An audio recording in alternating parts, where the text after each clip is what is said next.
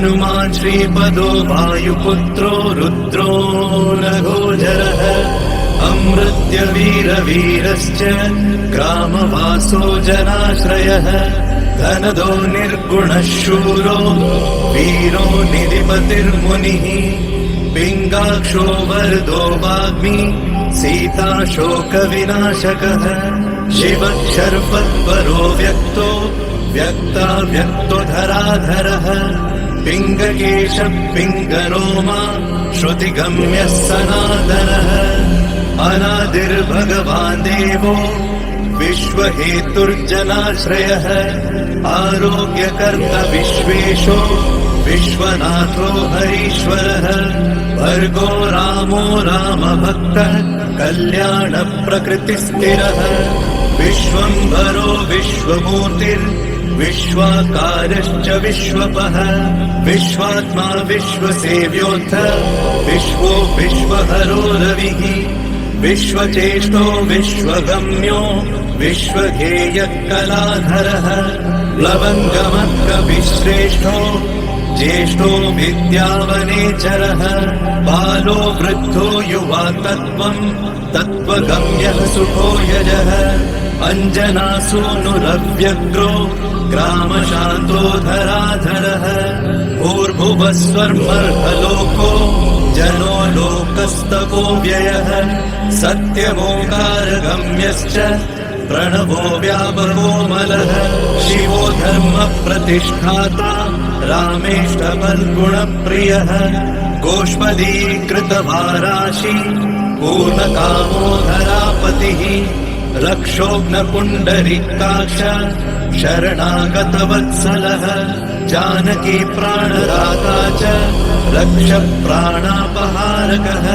पूर्णसत्त्वपीतवासा दिवाकर समप्रभः द्रोणहर्ता शक्तिनेता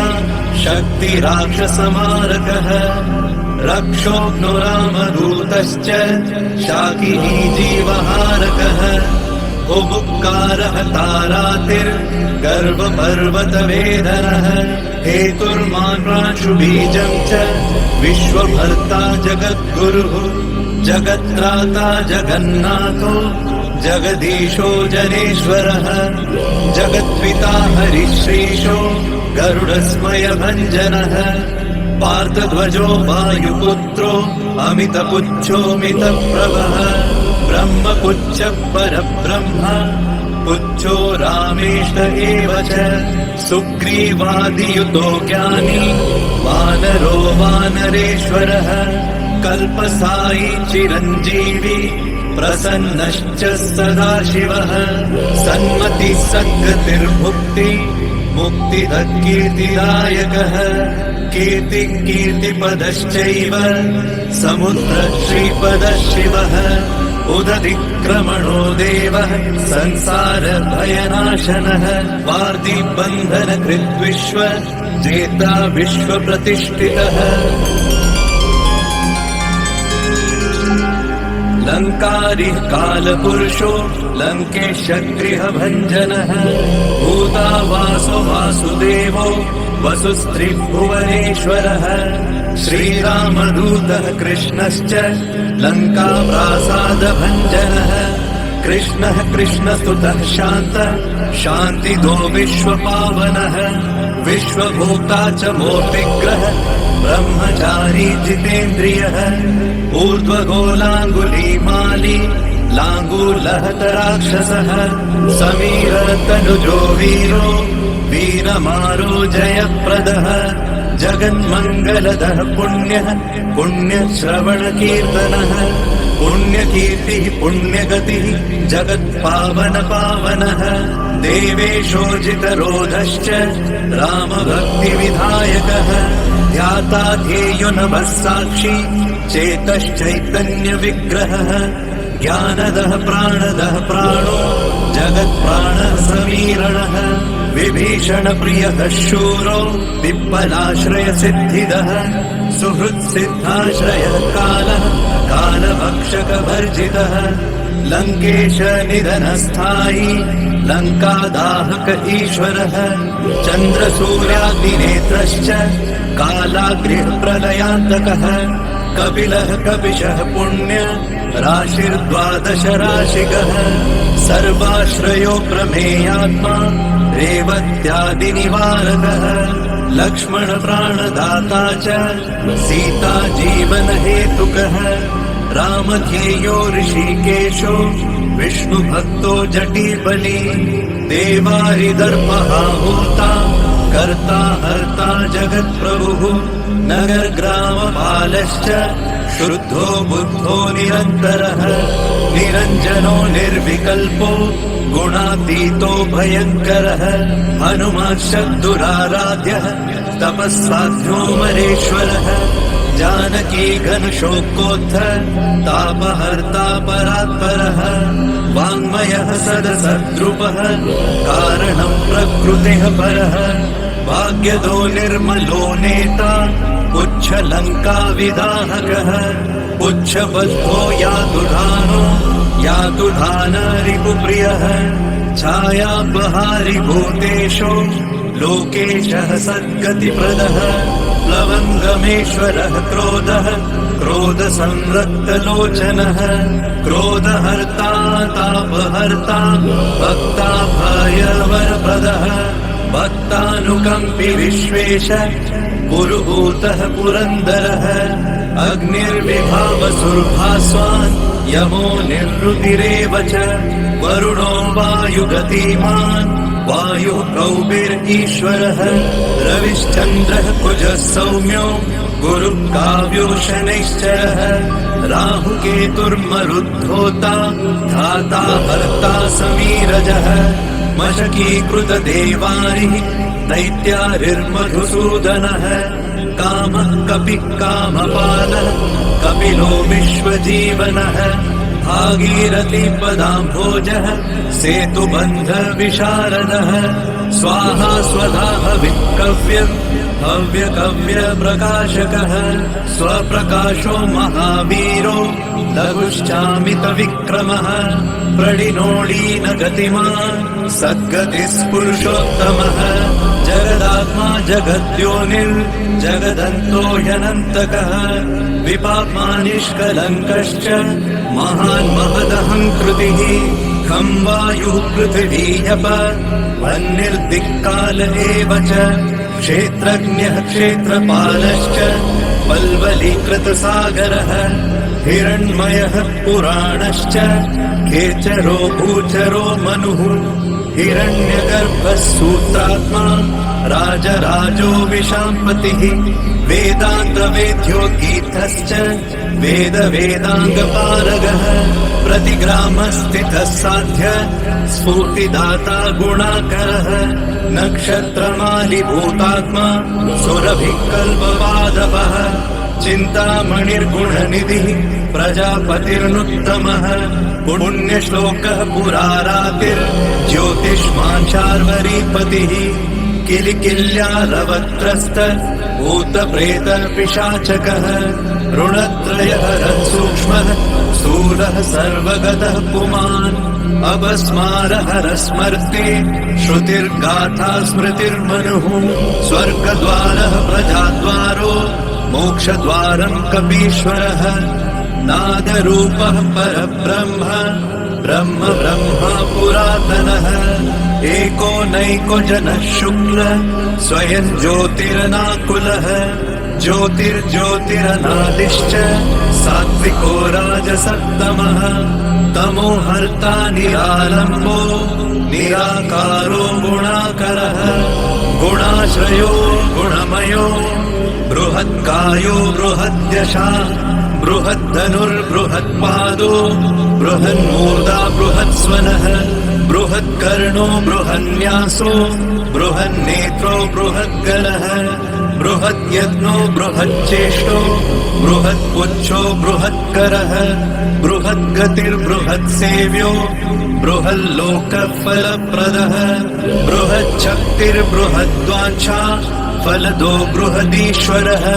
बृहल्लोकनुतो द्रष्टा विद्यादाता जगद्गुरुः देवाचार्यः सत्यवादी ब्रह्मवादी कलाधरः सप्तपातालगामी च मलयाचल संश्रयः उत्तराशास्थितः श्रीदो दिव्यौषधवशः खगः शाखामृगः कपीन्द्रश्च पुराणः श्रुतिसञ्चरः चतुरो ब्राह्मणो योगी योगगम्यः परात्परः अनादिनिधनो व्यासो वैकुण्ठः पृथिवीपतिः पराजितो जिताराशिः सदानन्दश्च ईशिता गोपालो गोपतिर्गोप्ता कलिः कालः परात्परः मनोवेगी सदा योगी संसारभयनाशनः तत्त्वदाता च तत्त्वज्ञः तत्त्वं तत्त्वप्रकाशकः शुद्धो बुद्धो नित्ययुक्तो युक्ताकारो जयप्रदः प्रलयोमितमायश्च मायातीतो विमत्सरः मायानिर्जितरक्षश्च मायानिर्मितविश्वपः मायाश्रयश्च निर्लेपो मायानिर्वञ्चकसुखः सुखी सुखप्रदो नागो महेश कृतसंस्थवः महेश्वरः सत्यसन्धः शरभः करिपावनः रसो रसज्ञसम्मानः तपश्चक्षुर्च भैरवः घ्राणो गन्धस्पर्शनञ्च स्पर्शोऽहङ्कारमानदः नेति नेतिति गम्यश्च वैकुण्ठभजनप्रियः गिरिशो गिरिजाकान्तो दुर्वासः कविरङ्गिराः भृगुर्वसिष्ठश्च वनः तुम्बुरुर्नारदो मलः विश्वक्षेत्रम् विश्वबीजम् विश्वनेत्रश्च विश्वपः याजको यजमानश्च पावकः पितरस्तथा श्रद्धा बुद्धिक्षमा तन्द्रा मन्त्रो मन्त्रयुतस्वरः राजेन्द्रो भूपती कण्ठ माली संसारसारथिः नित्यसम्पूर्णकामश्च भक्तकामधुगुत्तमः गणपकेशवो भ्राता पिता माता च मारुतिः सहस्रशीर्षा पुरुषः सहस्राक्ष सहस्रपात् कामजित् कामदहन कामकाम्यफलप्रदः मुद्रहारी रक्षोघ्नः क्षितिभारहरो बलः नखदंष्ट्रायुधो विष्णु भक्तो भयवरप्रदः दर्पः दर्पदो दृप्तः शतमूर्ति अमूर्तिमान् महानिधिर्महाभोगो महाभोगो महार्थदः महाकारो महायोगी महातेजा महाद्युतिः महाकर्मा महानादो महामन्त्रो महामतिः महाशयो महोदारो महादेवात्मको विभुः रुद्रकर्मा क्रूरकर्मा रत्ननाभः कृतागमः अम्बोधिलङ्घनः सिंहो नित्यो धर्मप्रमोदनः जितामित्रो जयः सामो विजयो वायुवाहनः जीवदाता सहस्रांशुः मुकुन्दो भूरि दक्षिणः सिद्धार्थसिद्धिदः सिद्ध सङ्कल्पसिद्धिहेतुकः सप्तपातालभरणः सप्तर्षिगणवन्दितः सप्ताभिलङ्घनो वीरः सप्तद्वीपोरुमण्डलः सप्ताङ्गराजसुखदः सप्तमात्र निषेवितः सप्तलोकैकमुकुटः सप्तहोतास्वराश्रयः सप्तच्छन्दोनिधि सप्त छन्द सप्त जलाश्रयः सप्तसामोपगीतश्च सप्तपातालसंश्रयः मेधाविकीर्तिनः शोक हरिदौर्भाग्यनाशनः सर्ववश्यकरो भर्गो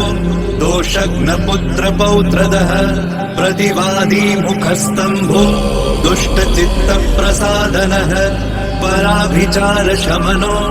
दुःखघ्नुबन्धमोक्षदः नवद्वारपुराधारो नवद्वारनिकेतनः नरनारायणस्तुत्यो नरनाथो महेश्वरः मेखली कवची खड्गी प्राजिष्णुर्विष्णुसारथिः बहुयोजन विस्तीर्ण उच्चपुच्छहतासुरः दुष्टग्रहनिहन्ता च पिशाचग्रहघातुकः बालग्रहविनाशी च धर्मो नेता कृपाकरः उग्रकृत्योग्रवेगश्च उग्रनेत्रशतक्रतुः शतमन्युस्तुतस्तुत्य महातेजो महाबलः समग्रगुणशाली च व्यग्रो रक्षो विनाशकः रक्षोग्नहस्तु ब्रह्मेश श्रीधरो भक्तवत्सलः मेघनादो मेघरूपो मेघवृष्टिनिवारकः मेघजीवनहेतुश्च मेघश्यामोपरात्मकः समीरतनयो बोधा तत्त्वविद्याविशारदः अमोघो मोघवृद्धिश्च इष्टदो निष्टनाशकः अर्थोऽनर्थापहारी च समर्थो रामसेवकः अर्ति धन्यसुराराति पुण्डरीकाक्ष आत्मभूः सङ्कर्षणो विशुद्धात्मा विद्याराशि सुरेश्वरः अचलोद्धारको नित्य सेतुकृद्रामसारथिः आनन्दः परमानन्दो वत्स्यकूर्मो निधिशमः वराहो नारसिंहश्च वामनो जमदग्निजः रामकृष्णः शिवो बुद्ध कल्की रामाश्रयो हरः नन्दी भृङ्गी च चण्डी च गणेशो गणसेवितः कर्माध्यक्षसुराध्यक्षो विश्रमो जगतां पतिः जगन्नाथः कपिश्रेष्ठ सर्वाभास सदाश्रयः सुग्रीवादिस्तु दक्षान्तः सर्वकर्मप्लवङ्गमः नखदारितरक्षश्च नखायुधविशारदः कुशलः सुधरः शेषो वासुकिस्तक्षकस्वरः स्वर्णवर्णो बलाढ्यश्च रामपूज्यो घनाशनः कैवल्यदीपकैवल्यो गरुडपन्नगुरुः किल्यारावहताराति गर्वपर्वतभेदनः वज्राङ्गो वज्रवेगश्च भक्तो वज्रनिवारकः नखायुधो मणिग्रीवो ज्वालामाली च भास्करः प्रौढप्रतापसबनो भक्ततापनिवारकः शरणं जीवनं भोक्ता नानाचेष्टो यचञ्चलः सुस्वस्थोष्टास्य हा दुःख शमनः पवनात्मजः पावनः पवनः कान्तो भक्तागः सहनो बलः मेघनादरिपुर्मेघ